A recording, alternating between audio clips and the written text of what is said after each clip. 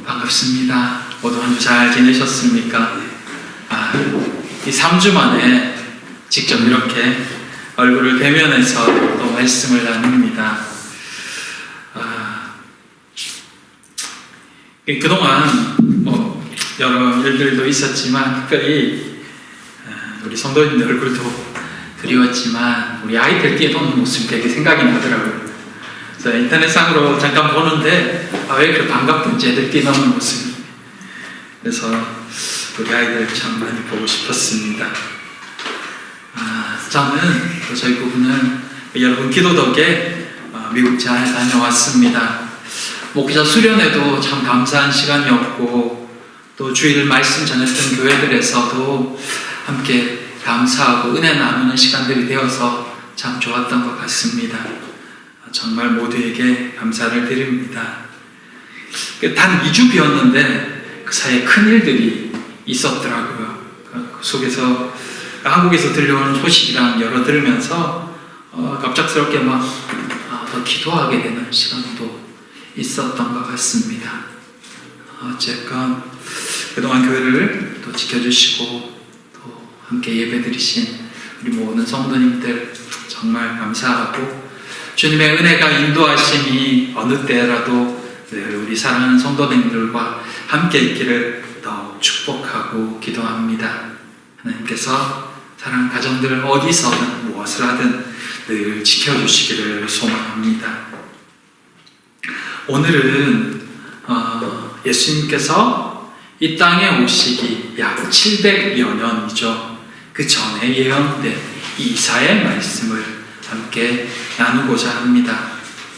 메시아께서 이 땅에 오실 때 어떤 일들이 일어나며 또 예수님께서는 메시아는 무엇을 위해 이 땅에 오시는가에 대해 말씀하고 있는 이 예언의 말씀을 통해서 이 성탄절이 이제 얼마 남지 않았는데 이 성탄절기에 예수님의 오심이 우리에게 어떤 의미를 가지는지 다시 한번 생각하며 또 이 성탄절을 맞이하는 우리의 마음을 새롭게 하는 이 시간이 되었으면 합니다.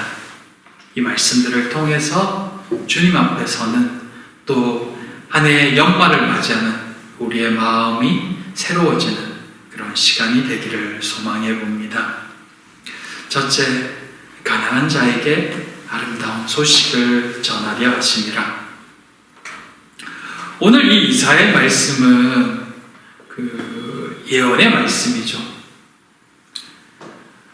이후로도 약 100년 정도가 더 있은 후에야 이스라엘이 멸망합니다. 근데 이미 100년 전에 이스라엘의 멸망에 대해서 이야기를 합니다. 그 내용이 이 앞에 부분에 나와 있습니다. 이스라엘이 하나님께 불의함으로 나라가 망할 것이다. 심판을 받을 것이다 라고 말하죠.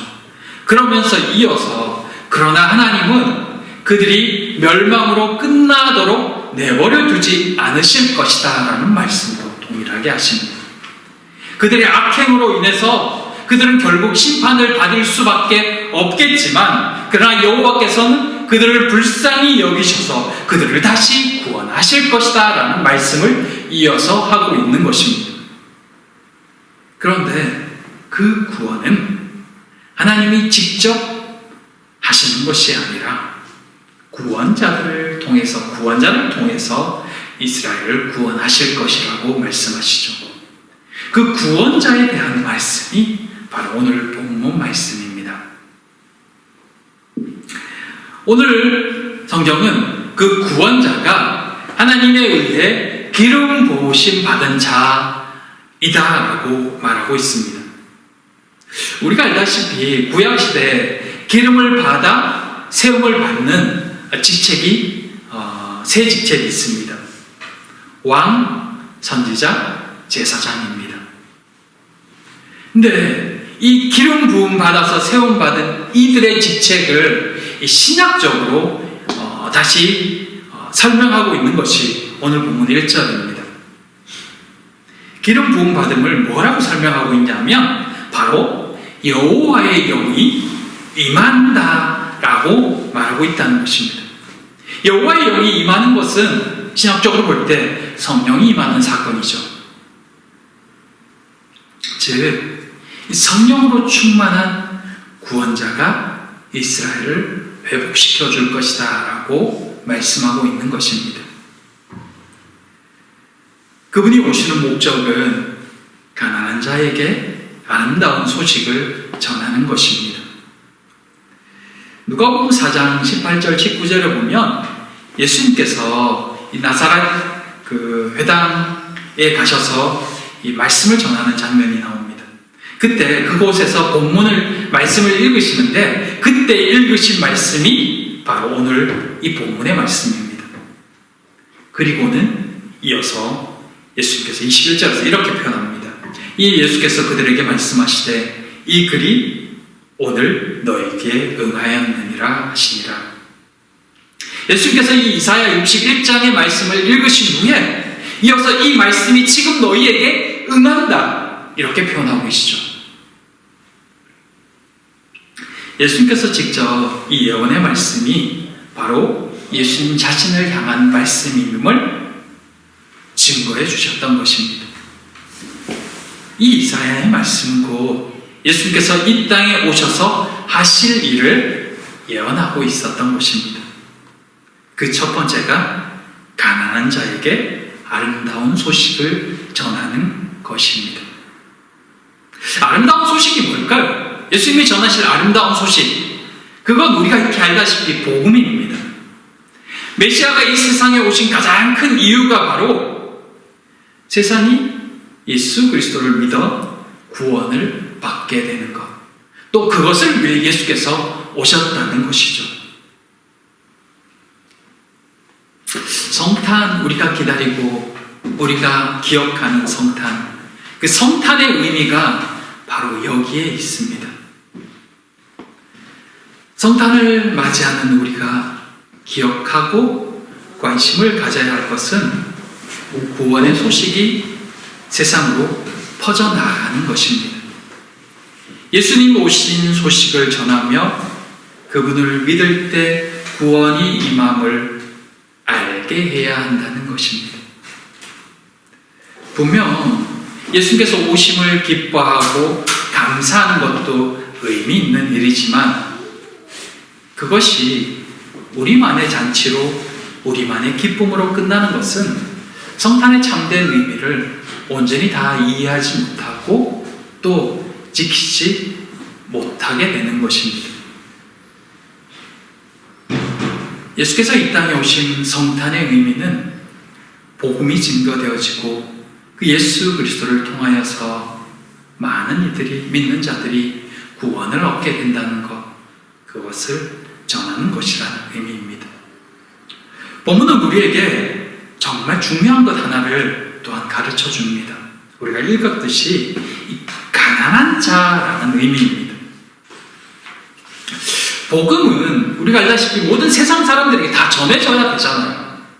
근데 왜 이 메시아가 아름다운 소식을 전하는 대상은 가난한 자일까요? 왜 가난한 자에게 이 아름다운 소식을 전하게 하려 하심이라고 표현하고 있으면서 가난한 자라고 그 대상을 한정 짓고 있을까요?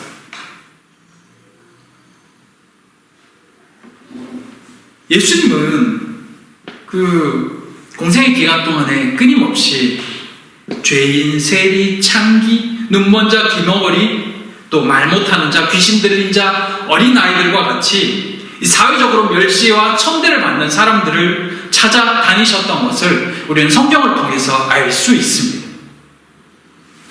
그렇다면 정말 이들에게만 복음을 전하기 위해서 이 땅에 오셨을까요?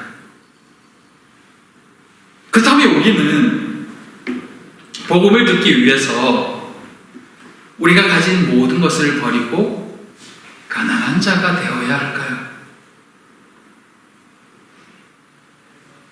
성경이 분명히 가난한 자에게 아름다운 소식을 전하기 위해 오셨다고 하니 그러면 우리도 가난한 자가 되어야 되는 것일까요? 말하는 가난한 자는 누굴까요? 네, 우리가 성경을 통해서 알고 있다시피 예수는 분명히 가난한 자들을 찾아다니셨지만 그들에게만 복음을 전한 것은 아니었습니다. 예수님은 유대인들에게도 서기관, 바리새인들, 제사장들에게도 이 말씀을 전하셨습니다.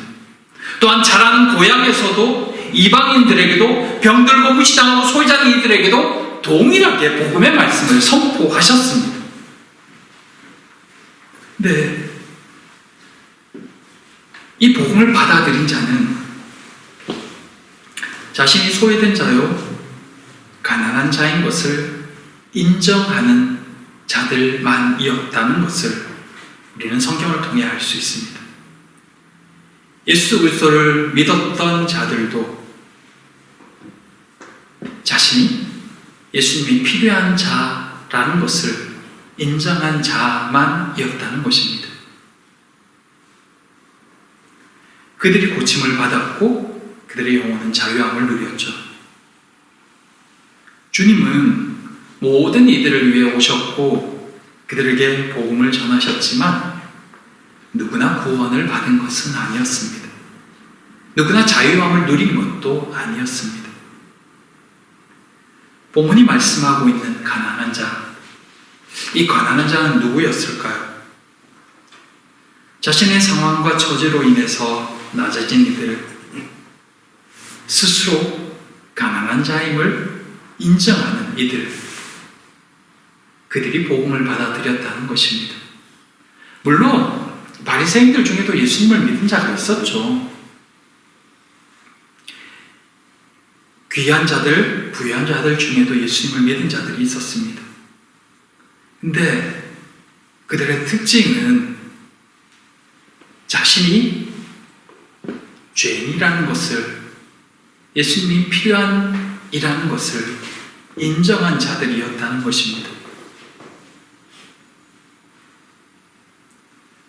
그리고 성경은 그들을 가난한 자라고 말하고 있고 그들이 바로 예수님이 찾으시는 자들이었다라고 표현하고 있다는 거죠. 예수님을 따라다닌 상당수의 사람들, 여러분도 알다시피 그들은 실제로 가난한 자였고 상처받은 자였고 소외받은 자들이었습니다. 세상 가운데 무시당하는 자들이었죠. 그런 자들이 예수님을 따라다녔습니다. 왜 그랬을까요? 이미 그들은 환경 속에서, 상황 속에서 낮아질 만큼 낮아졌고 절망 속에서 겸손해졌고 그들에게 정말 구원자가 필요하다는 것을 인식하고 있었기 때문입니다. 그런 그들이 메시아를 알아볼 수 있었고 그분을 믿을 수 있었고 그분을 따라다닐 수 있었던 것입니다. 자신의 힘으로는 아무것도 할 수 없다는 것을, 자신이 무능력하다는 것을 절실히 깨닫고 하나님을 의지하며 하나님의 구원을 간절히 바랬던 자들, 그가 바로 가난한 자들이었습니다. 그런 이들이 천국을 소유할 수 있는 자들이었습니다. 성탄을 준비하고 맞이하는 우리는 어떠할까요? 우리는 여전히 주님 앞에 가난한 자의 심령으로 서 있습니까? 풍족함은 누리지만 낮아진 마음으로 주님 앞에 서지 못한다면 주님이 만나기 원하시는 가난한 자의 마음은 아닐 것입니다. 오늘 이 시간 우리가 주님 앞에 정말 가난한 자의 모습으로 서 있는가 돌아볼 수 있기를 원합니다. 그렇게 다시 이 복음의 메시지를 들을 수 있게 되기를 원합니다. 가난한 자에게 아름다운 소식을 전하기 위해 오셨다는 이 말씀이 오늘 우리에게도 여전히 해당되는 말씀이 되기를, 그렇게 낮아진 마음으로 연약한 자의 모습으로 주님 앞에 설 수 있게 되기를 원합니다. 그때 우리는 정말 우리를 위해 오신 그 주님을 다시 만날 수 있고 또 우리를 위해 다시 오실 그 주님을 기대하며 기다릴 수 있을 것입니다. 그렇게 이 성탄을 준비하고 맞이하는 우리가 되기를 진심으로 소망하고 또 기도합니다. 둘째, 예수님은 우리를 자유케 하시기 위해 오셨습니다. 메시아가 전하는 이 아름다운 소식은 그 소식을 받아들인 이들 가운데 여러 변화들을 가져다 주고 있습니다. 본문 1절에서 3절 사이 우리가 읽었듯이 우리의 상한 심령과 눌린 마음들, 각종 다양한 것에 중독되고 포로되고 갇힌 심령들, 갖가지 고통과 슬픔 중에 처해 있는 이들을 건져줄 수 있는 것이 바로 아름다운 소식, 복된 소식이라고 성경은 이야기합니다. 세상 사람들은 누구나 각자만의 다양한 문제들을 안고 살아갑니다. 누구도 해결해 줄 수 없는 혼자만의 아픔과 결핍과 고통이 있습니다. 이것은 아담의 범죄 이후로 모든 인간의 영적 상태였습니다. 이번에 미국에 방문하고 있는 동안에 별로 걸을 일이 없더라고요. 워낙 땅이 넓기도 하고 대부분 차를 타고 다니잖아요. 하고 제가 있던 곳이 또 LA 쪽이다 보니 밖에 걷는 것이 위험하다는 소리를 자주 들어서 잘 안 나가게 되더라고요. 그러다 보니까 밖에 이렇게 밖을 보면서 오늘은 몇 명이 걸어갔네? 이런 걸 가끔씩 헤아리게 되더라고요. 그러다 보면 이제 어떻게 기회가 생겨서 LA 다운타운을 몇 시간 걸을 기회가 있었는데 그 몇 시간을 걷는 동안에 가장 많이 맡았던 냄새가 있었습니다. 마리화나 냄새였습니다. 처음엔 몰랐어요. 근데 조카가 가르쳐 주더라고요. 이거 마리화나 냄새라고. 그러고 보니까 걷는 동안에 수시로 그 냄새가 나더라고요. 한 블럭이 지나면 또 나고 계속 나더라고요. 말로만 듣던 그게 이런 거구나라는 걸 새삼 느꼈습니다. 약간 더 좀 위험할 수도 있겠다 저녁에 그 생각이 들더라고요. 그 외에도 그 어떤 성적인 것에 대한 제도와 자유, 문화라는 이름 아래 합법화된 그러나 성경은 결코 용납하지 않는 여러 일들,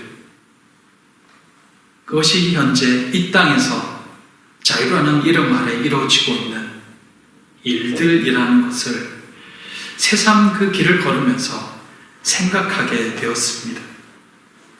분명히 사회는 자유를 위해, 개인의 만족을 위해 여러 일들을 합법화시켰는데 그것이 오히려 참된 자유를 앗아가고 인생을 망가뜨립니다. 누군가의 삶을 송두리째 파괴시켜버리는 것을 느끼기도 합니다. 분명히 자유를 위해서, 만족을 위해서 했는데 오히려 그것이 인간을 파괴시키는 그런 모습들을 보면서 세상이 주는 평화, 세상이 주는 자유, 만족이 어떤 것인지를 다시 한번 생각하게 되는 것 같습니다. 세상의 것으로는 우리가 참 자유를 누릴 수도 참 평안을 누릴 수도 없다는 것을 우리 사회에서 일어나는 여러 일들을 보면서 다시 한번 느끼게 된다는 것입니다. 이 땅에 살아가는 동안에 얽히고 설킨 여러 가지 감정들, 관계들, 참된 만족을 찾지만 참된 것을 찾지 못하는 생활들, 그 속에서 뭔가 좀 더 자유하기 위해 세상의 쾌락을 쫓아가다 그곳에 중독된 사람들, 이기심과 욕심과 자존심으로 뒤엉켜 뒤틀린 관계 속에서 시작된 여러 가지 분쟁과 전쟁의 소식들, 그 모든 것의 원인은 바로 죄 때문이었습니다. 하나님 주신 참 자유를 잃어버린 그 사람들이 죄의 노예가 되었기에 그로 인해 모든 관계들이 깨어지고 오염되고 변질되었다는 것입니다. 그 세상에 메시아가 던지는 아름다운 소식, 복된 소식은, 그것의 참 자유는 바로 이 복된 소식에서 가능할 수 있다는 것을 오늘 본문이 우리에게 가르쳐 주고 있는 것입니다. 주님이 아름다운 소식을 가지고 이 땅에 오심으로 그 복음을 받아들이고 믿고 인정하는 자는 주님 안에서 다시 자유를 누릴 수 있게 될 것이다. 그리고 그 자유를 누릴 수 있는 사람이 바로 가난한 자들이다. 주님이 그것을 위해 오셨다라고 말씀하고 있는 것입니다. 성탄이 바로 이런 의미라는 것입니다. 참 자유를 잃어버린 자에게 참 자유를 주기 위해 눌린 자들, 갇힌 자들, 슬픈 자들, 병든 자들에게 참 자유를 주기 위해 예수님께서 오셨다. 복음을 받아들인 자들, 그들에게 이 자유가 임할 것이다. 이것을 이사야는 예언하고 있었던 것입니다. 사랑하는 성도 여러분, 이 기쁨의 소식을 누가 받아들일 수 있을까요? 누가 받아들였을까요? 상한 자, 포로된 자, 갇힌 자, 슬퍼하는 자였습니다. 그래서 예수님을 가장 먼저 영접한 자도 바로 사람들에게 무시당하던 목동이었습니다. 하나님과 상관없을 것 같던 이 동방 박사들, 그들은 물론 한참 뒤에 예수님을 찾아오긴 했지만 그런 자들이 예수님 안에서 진정한 자유를 누릴 수 있다는 것입니다. 성탄을 맞이하는 우리는 어떤 마음일까? 이 본문을 통해서 다시 한번 되새겨 봅니다. 한 해의 마지막 주에 성탄이 있죠. 지난 시간들을 돌아보면서 다시 주님의 오심을 기억하는 이때에 우리는 이 성탄을 어찌 맞이하고 있을까? 우리의 기억 속에 새겨진 성탄은 어떤 의미일까? 기쁘고 즐겁고 행복한 날, 마냥 좋은 날, 그것도 참 즐겁고 좋은 시간이지만 그러나 이제 우리는 그 즐거움만이 아니라 주님의 오심으로 참 자유를 경험하는 우리의 눌림과 아픔도 함께 치유되는 그러한 시간이 바로 이 성탄임을 다시 한번 기억하는 그런 이때가 되었으면 합니다. 절기가 왔기에 성탄을 준비하고 기뻐하는 것만이 아니라 예수님의 이 땅에 오심을 기억하며 그 안에서 나의 눌린 것도 나의 고민도 아픔도 같이 해결받는 또 구하는 그런 성탄이 되기를 소망합니다. 사랑하는 성도 여러분, 주님은 우리의 문제를 해결하시기 위해 오셨습니다. 우리의 눌린 영혼을 풀어주시기 위해 또 예수 그리스도를 받아들일 때 복음 안에 거할 때 그런 일들이 일어난다는 것을 경험시켜 주시기 위해 이 땅에 오셨습니다. 우리는 그 예수님을 믿고 있으며 그 예수님이 오신 날을 축하하고 있습니다. 그 안에서 우리는 오늘 자유함을 누리고 있는지, 나를 짓누르고 있는 것은 무엇인지, 왜 주님 앞에 그것을 내려놓지 못하는지 다시 한번 돌아볼 수 있었으면 좋겠습니다. 그렇게 이번 성탄은 주님 안에서 좀 더 자유하고 평안을 누리는 그런 시간이 되기를 그 주님을 함께 이웃과 기뻐하며 전할 수 있는 그런 성탄이 되기를 진심으로 소망하고 또 기도합니다. 기도하겠습니다. 사랑의 하나님, 주는 영이시니 주의 영이 계신 곳에는 자유가 있느니라 말씀하신 이 말씀을 기억합니다. 아버지 하나님, 이번 성탄은 우리가 좀 더 기뻐지고 자유함을 누리는 그런 성탄이 되게 하여 주시옵소서. 예수를 믿지만 여전히 자유하지 못하는 이들이 있다면 그들에게도 참된 평안이 임하는 시간이 되게 하여 주시옵소서. 우리의 이웃 가운데 여전히 주님을 믿지 못한 채 혼자의 힘으로 때로는 세상의 쾌락을 쫓아가는 이들이 있다면 그들에게도 주님의 따뜻한 사랑이 전해지고 주님 안에서 참 기쁨을 누리는 그런 은혜가 있게 하여 주시옵소서.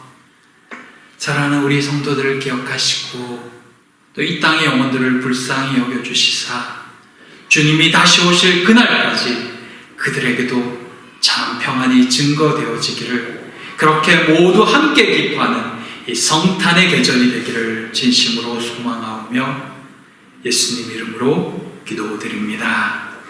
아멘.